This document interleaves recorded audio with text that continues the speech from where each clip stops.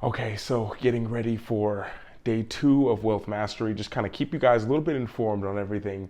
And I had a little thought. You always find evidence for what you believe.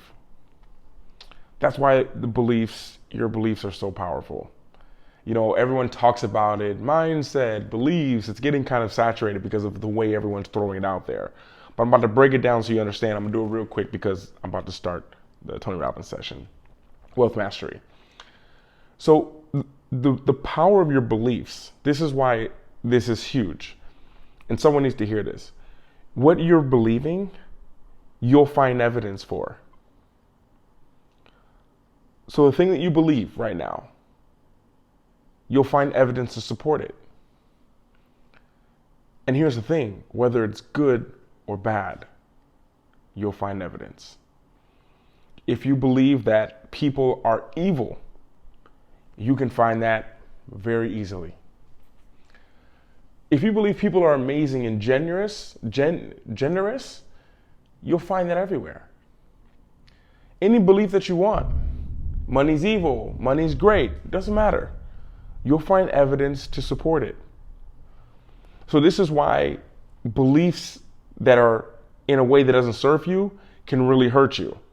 Because if you believe that you're never good enough and you never can be good enough, you see how you could easily find evidence to make that true.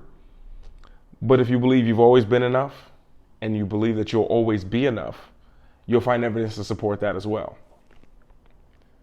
Like they're always there at all times. You know, one thing that I do, and I'll tell you about it right now because I care about you. One of the first things that I have my clients do is we write down your beliefs so you can see it. Write it down. What is your belief? A common belief is, I don't know, maybe I'm not enough. And I say, okay, awesome. Now we're being honest, because if you're not honest about where you're starting, then can't help you out, like a map. That's why if you look at a map, they have a big X saying you are here. Because I can give you a map. If anybody been to Disney World or Disneyland, I can give you a map and show you where you need to go. But if you don't know where you are, it doesn't really help. So for the beliefs, what you do is you see, this is where I am right now. This is what I believe. Then you got to ask yourself, I have them ask, like, is this true? And normally they're like, no, it's not true. And yes, it is true. It's true because you truly believe that now. And the next question that I have them ask, or I ask them, and we did this in Project Start as well, and we'll do it in Project Health coming up soon. The next question is, well, is it the truth? Is it the truth? Because now when you look at it like that, you're like, wait a minute, it's not the truth, but I believed it was true. But it's not the truth. So then the question's like, well, what's the truth? And it's so interesting, I have the opportunity, it's very different with, for example, my clients, for example. Some of them are here in Bali, so I get to see them in person. A lot of them, most of them are not, so we do Zoom.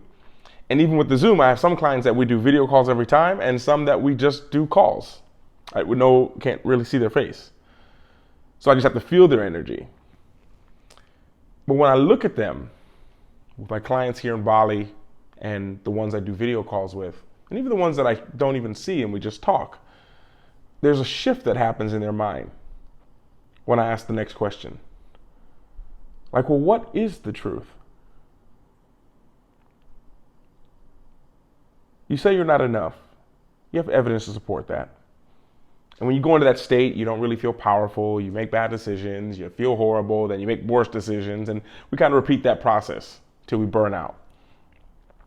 But I'm like, well, what is the truth? And I see a shift in every single one of their faces every single time. And they're just like, And you see them processing because they start to ask themselves a different question.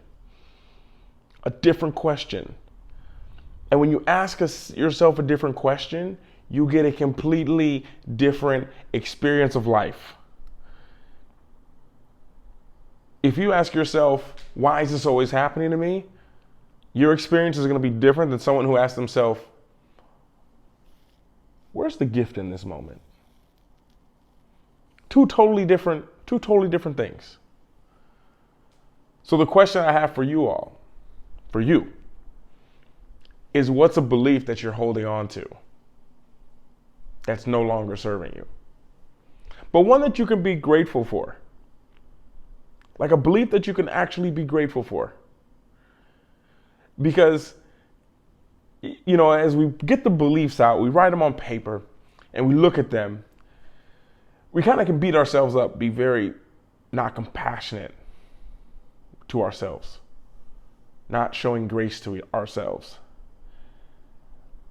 And the one thing that I like to always point out is the compassionate part of it is so important. Because when you're so compassionate with yourself and you understand this belief you're looking at that no longer serves you, at one point in your life, it did serve you. Whoa, thunder. At one point in your life, it did serve you.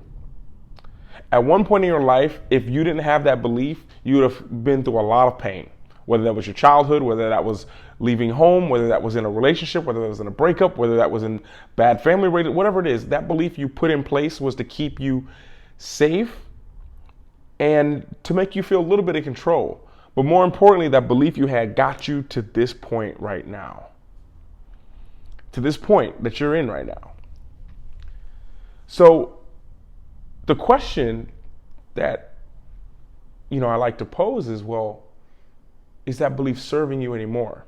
And do you want to keep this belief? And most of the time people, no, of course not. No, why would you want to keep it? No. Awesome. So let's change it. And as people start to change it, they start to go through these like wow moments of just like, wow, that's been running my life. Oh my goodness. And then they start to see something different. The world changes.